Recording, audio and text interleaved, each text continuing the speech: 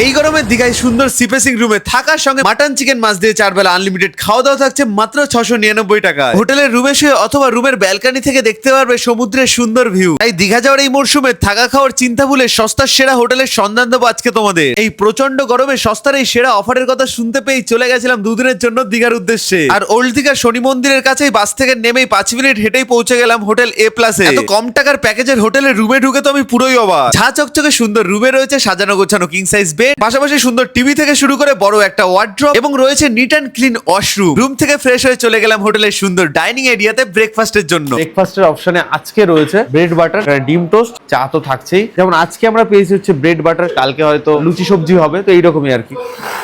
সুন্দর ডিম toast কেচাপে deep করে মুখে দেওয়া যাক। আর তার আগে যেটা বরাবর বলি, খেলে বিষয় না খেলে পস্তাতে হয়।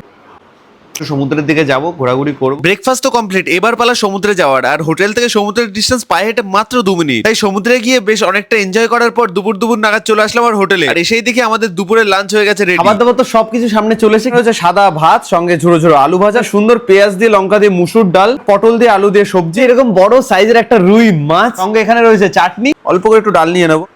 ঠিক আছে, খাবার দাবার টেস্ট করা যাক। বাহ, চাপচাপ একটা গ্রেভি, মাছটা কতটা ফ্রেশ দেখো। সুন্দর রুই মাছ, টেস্ট করা যাক। এই দেবে সুন্দর হলো দুপুরের খাবার দাবার। এখানে ফ্রুট চাটনি দিয়েছে, পাপড়ও রয়েছে।